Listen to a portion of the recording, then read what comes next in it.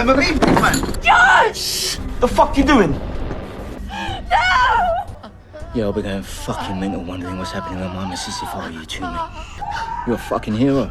I stopped a robbery. I killed one of them as well. What's for dinner?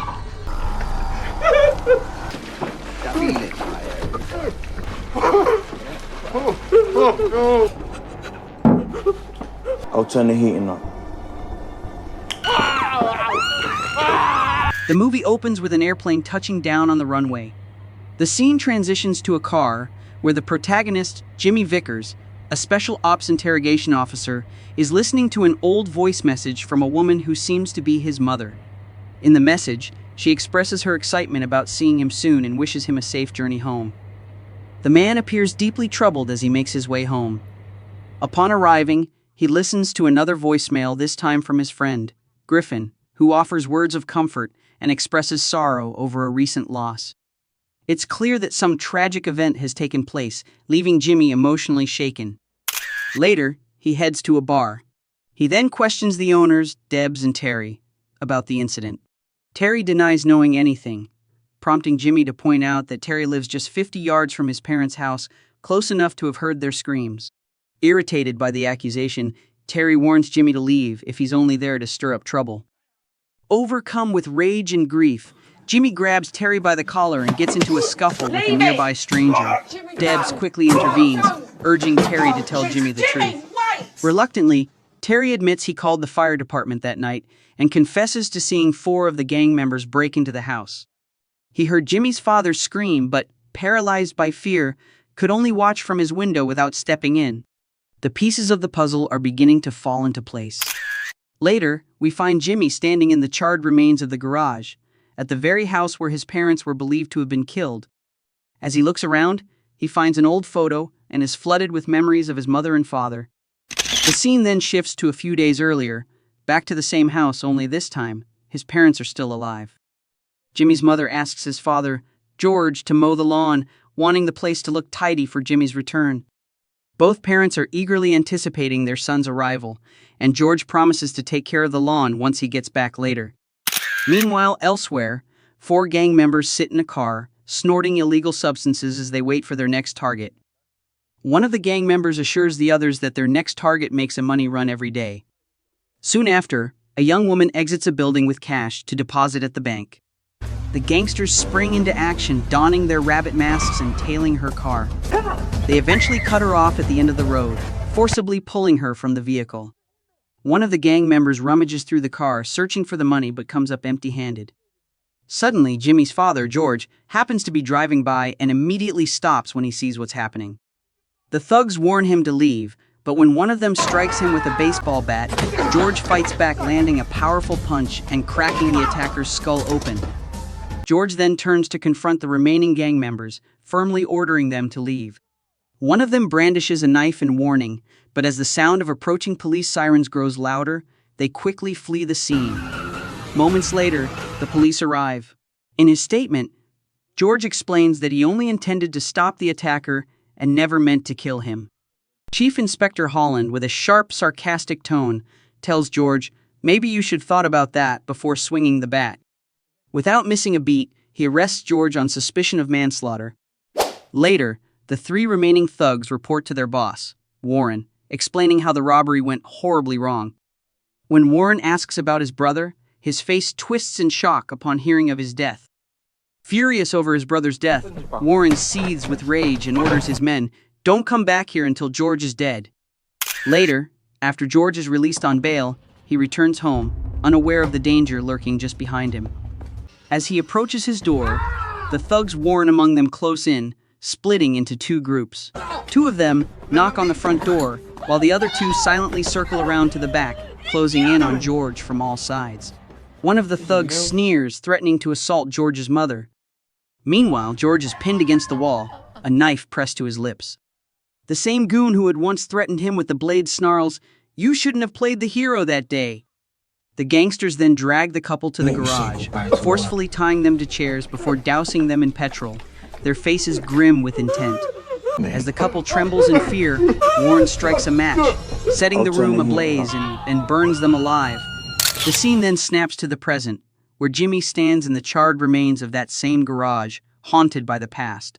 His friend Griffin, a police officer, updates him on a lead. A neighbor reported seeing a black BMW speeding by around 11 that night. However, the plate number was never caught, leaving the mystery unsolved. Griff believes there's a strong likelihood that the gang responsible for the conflict with George is behind his murder, but unfortunately, the police have no solid evidence to tie them to the crime.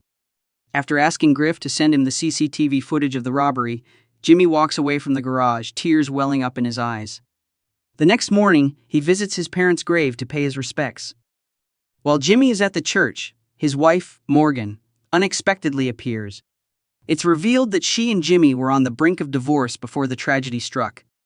Morgan, with a hint of frustration, mentions that Jimmy missed the funeral, despite her having sent him 5 reminders. However, seeing the pain in his eyes, she softens, offering him comfort. She assures him that he doesn't have to face this alone and invites him to stop by her flat whenever he needs a place to turn. The next day, Griff meets with Jimmy and reveals that the black BMW belongs to Warren, the brother of the man accidentally killed by George that day, according to the investigation. He then hands over the CCTV footage of the robbery to Jimmy. Later that night, as Warren leaves the gym, his car is suddenly bumped from behind, causing a tense moment in the dimly lit parking lot. Warren steps out of his car, only to find Jimmy sitting in the vehicle behind him, waiting. Jimmy wastes no time as Warren begins to rant, quickly overpowering him with his special ops training and knocking him out cold. When Warren regains consciousness, he's shocked to find himself tied to the front seat of his own car, with Jimmy methodically dousing it in petrol. Jimmy coldly reminds Warren of the couple he murdered 2 weeks ago, and Warren erupts in fury, insisting he did the right thing. Instead of showing any remorse, he goes further, chillingly recounting how he sexually assaulted Jimmy's mother that night. With a steady grip on his emotions, Jimmy calmly offers Warren a deal: name the members of his gang, and he'll let him go. After Warren reluctantly writes down the names, Jimmy lights a cigarette, the smoke curling around him as he absorbs the information. Later, he makes his way to Morgan's place but can barely speak due to a stab wound. When he stumbles inside, Morgan immediately notices something's wrong. Seeing the blood staining his shirt, she quickly helps him inside and tends to his wounds, stitching him up with care. Despite their impending divorce, the ordeal brings them closer, and by the end of the night, Jimmy finds himself staying at Morgan's place.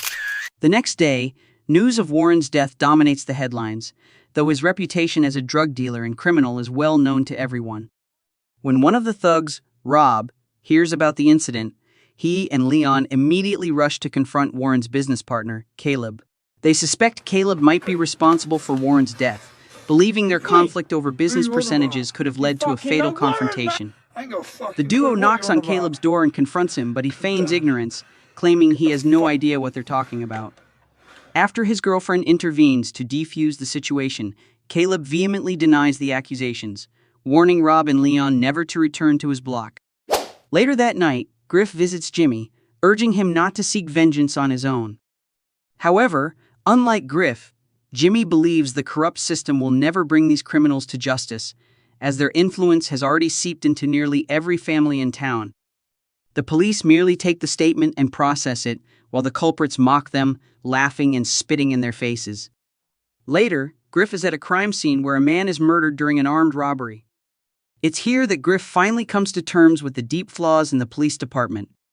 Chief Inspector Holland dismisses the robbery and the victim's death, callously stating that the shopkeeper shouldn't have fought back.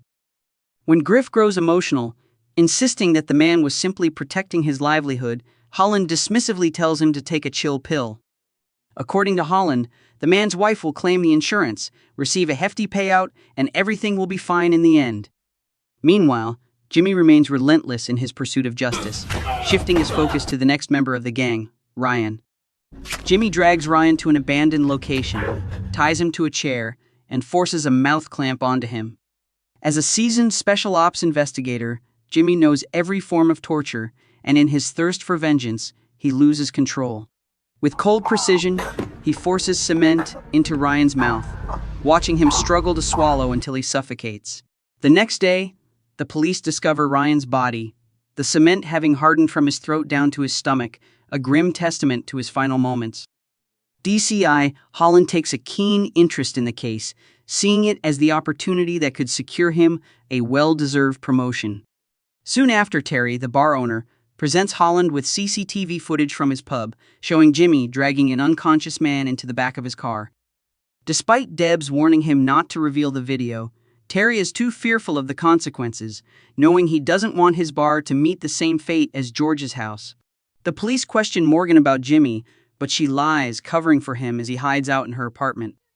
Later, while Jimmy is at the mart, two officers begin tailing him. Just as they move in to arrest him, a car screeches to a halt nearby. Two imposing men step out and violently take down the officers, giving Jimmy the chance to escape with them. Jimmy is taken aback when Colonel Leach steps out of the car.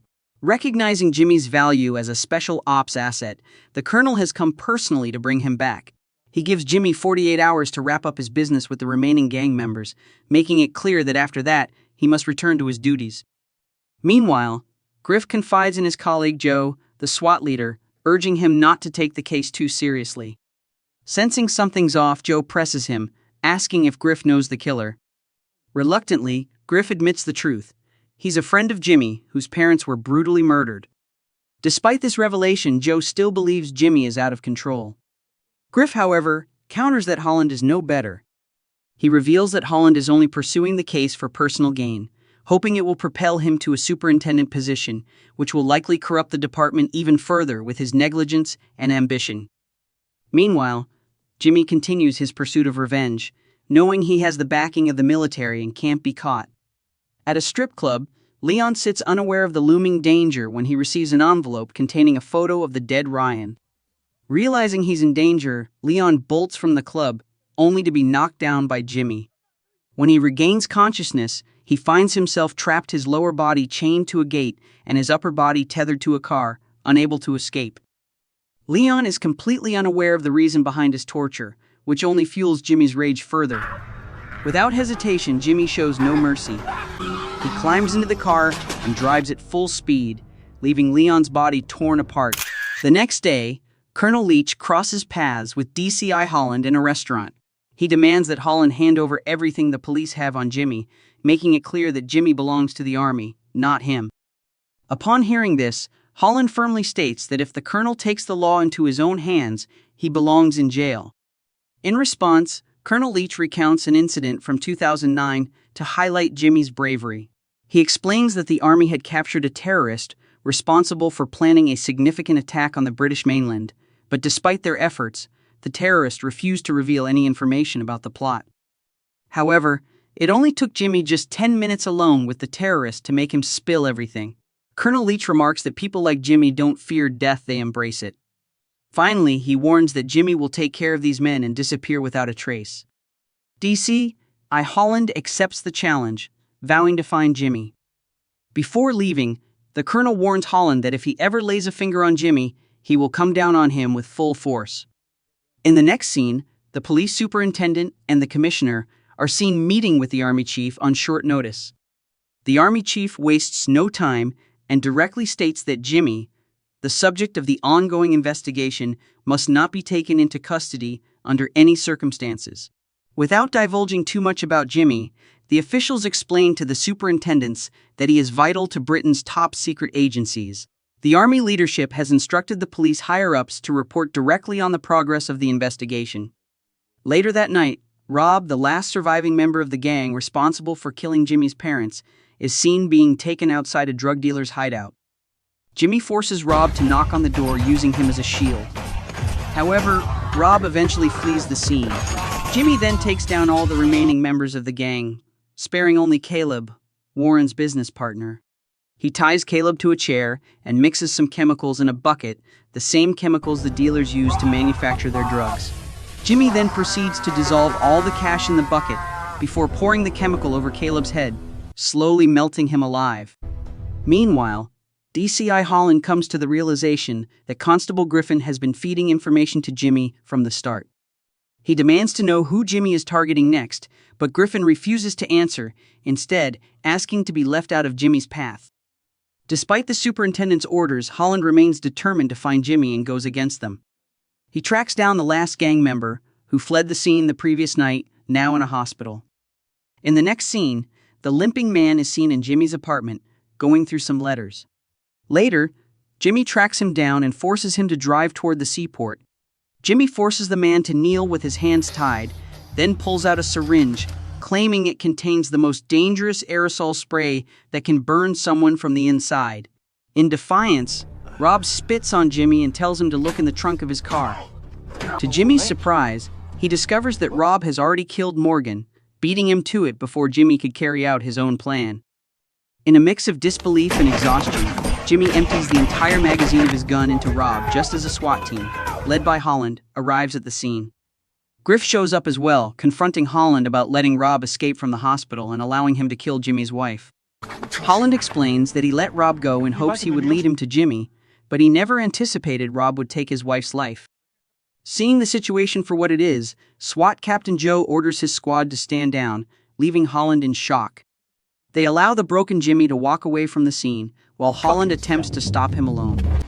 Before leaving, Jimmy delivers a punch to Holland's face, finally halting him.